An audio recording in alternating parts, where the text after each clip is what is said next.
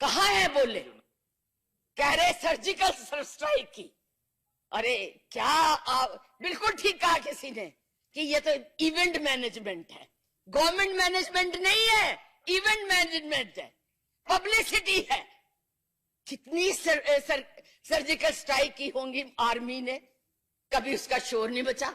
आपने तो आर्मी को भी जो है वो बेचने का एक हिस्सा बना दिया, उसको भी बेच दिया।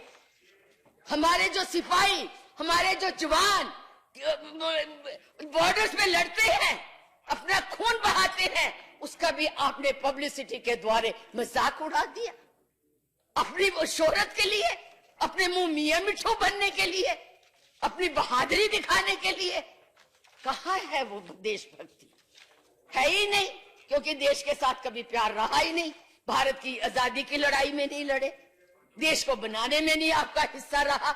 ठीक है, कुछ गलतियों से या उसके, जनता है, जनता किसी को भी चुन सकती है, किसी को भी वोट दे सकती है, ये उनका अधिकार है, और ये अधिकार भी कांग्रेस पार्टी ने दिया है, आप लोगों ने नहीं दिया। आज अगर हम वोट देने का हक रख रहे हैं, इस देश में प्रजातंत्र है, तो कांग्रेस की नीतियों से है। और आपका अगर बस चले तो पता नहीं इस देश को कहां ले जाए। अभी भी वैसे डिक्टेटरशिप ही आप लोगों के लिए, तो आपके लिए तो अभी भी डिक्टेटरशिप है। ये खाओ ना, ये पहनो ना, ये यहाँ बैठे रहो। कैबिनेट की मीटिंग में मंत्रियों को बाहर जाने की इजाजत नहीं है, मोबाइल जो यूज करने की इजाजत नहीं है।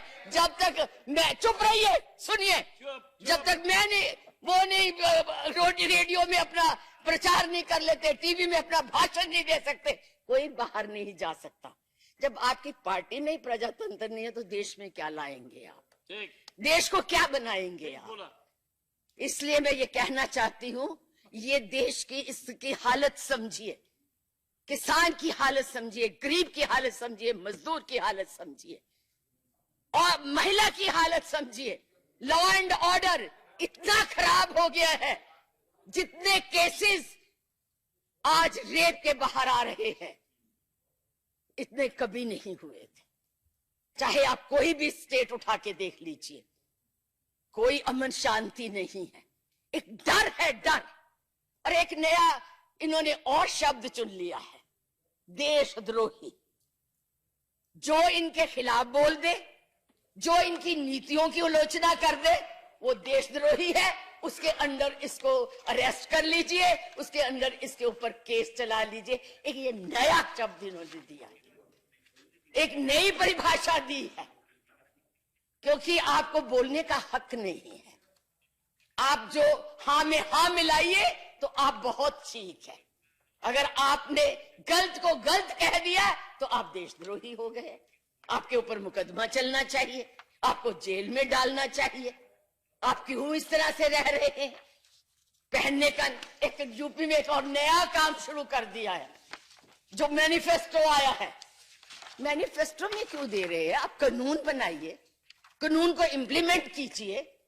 कानून पहले भी है, ईव टीजिंग के लिए कानून है, उसे लागू कीजिए, उसको ठीक तरह से लागू कीजिए।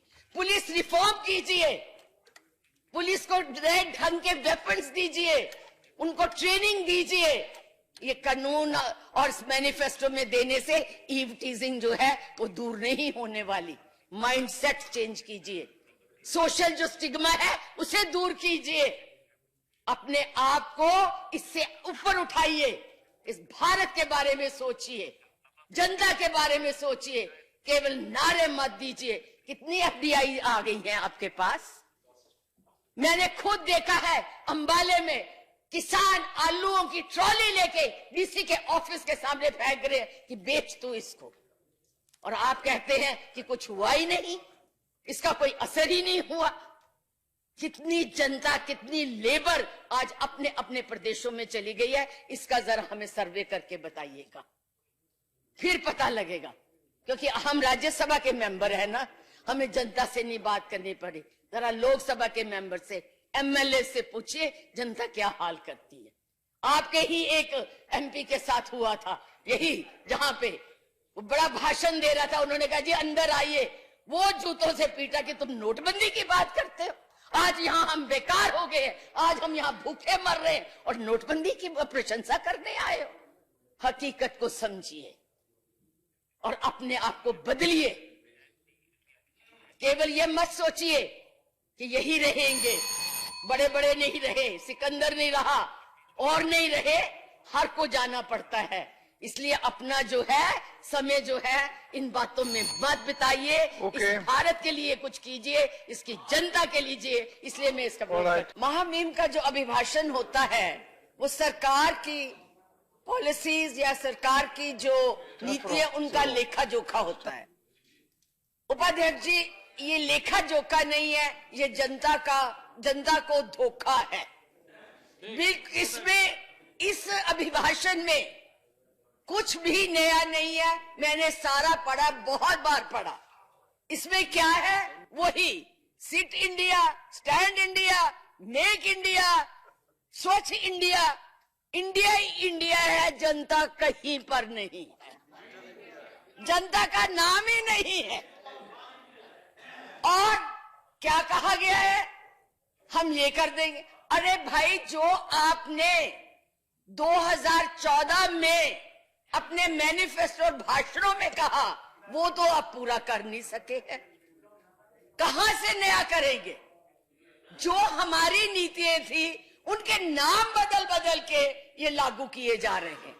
उपाध्यक्ष जी, जब ये प्रधानमंत्री बने शायद इनको अलादीन का चिराग मिल गया, जिसको घिसते ही बिल्डिंगें खड़ी हो गई, सड़कें बन गई, रेलवे लाइनें बन गई, एयरपोर्ट्स बन गए, हवाई जहाज चलने लग गए। साइंस एंड टेक्नोलॉजी ने इतनी उन्नति कर ली कि मिसाइल्स बनने लग गए, यहां तक कि चंद्रयान में भी जाने लगे। वो सिर्फ अलादीन के चिराग से हुआ। ना पंडित नेहरू ने कुछ किया, ना इंदिरा गांधी ने कुछ किया, ना राजीव गांधी ने किया, ना नरसिम्हा राव ने किया, ना इनके वाजपेयी ने कुछ किया, जिसको आज तक पूछा नहीं जा रहा। केवल आज पहली बार जो कुछ किया वो मोदी जी ने किया। बाकी सारा भारत जो था, बाकी जो सारे नेता थे, वो बिल्कुल आराम से बैठे रहे।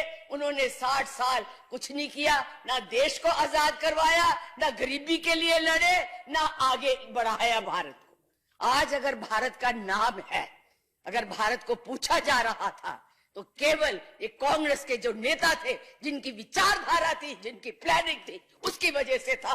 नहीं तो कोई नहीं जानता था इन लोगों को। कहां से आए ये? कब थे ये? ना भारत की आजादी में थे, ना भारत के बनाने में थे। लेकिन आज सबसे ज्यादा अपने आप को भारत की जनता का शुभ चिंतक समझते। ये मेरे भाई बैठे हुए हैं।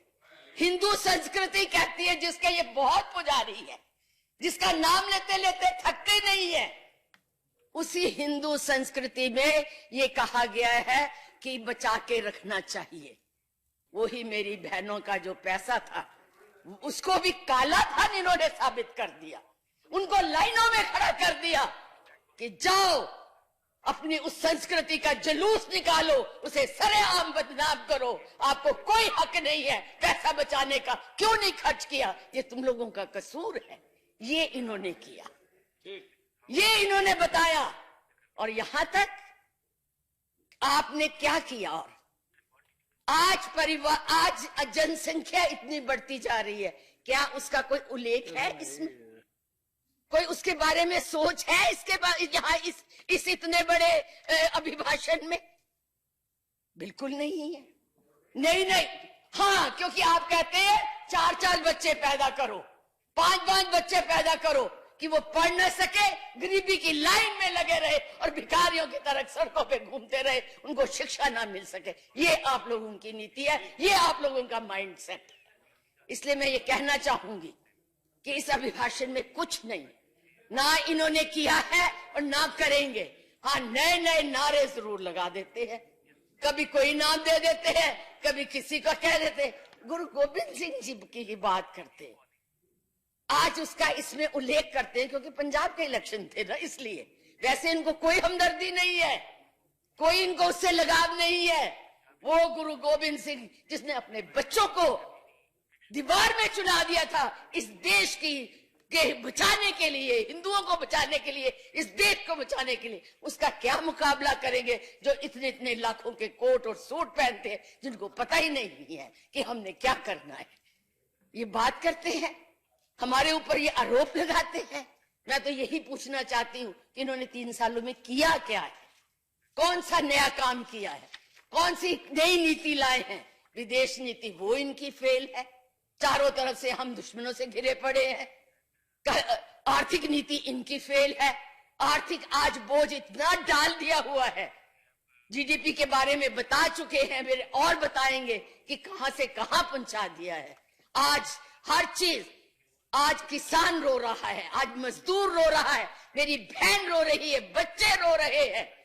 आज विदेशों में जाने के लिए जिस अमेरिका के लिए आप बात करते थे, उसी ने आज एचपीबी का वो लगा के जिस टेक्नोलॉजी को, जिस आईटी को राजीव गांधी ने आसमान पे पहुंचाया था, और उसकी वजह से आज हमारी कंपनियां जो है देश के उसमें आती है, उसको आज खराबी का, बेरोजगारी का सामना करना पड़ेगा। वो आप लोगों की नीतियों की वजह से।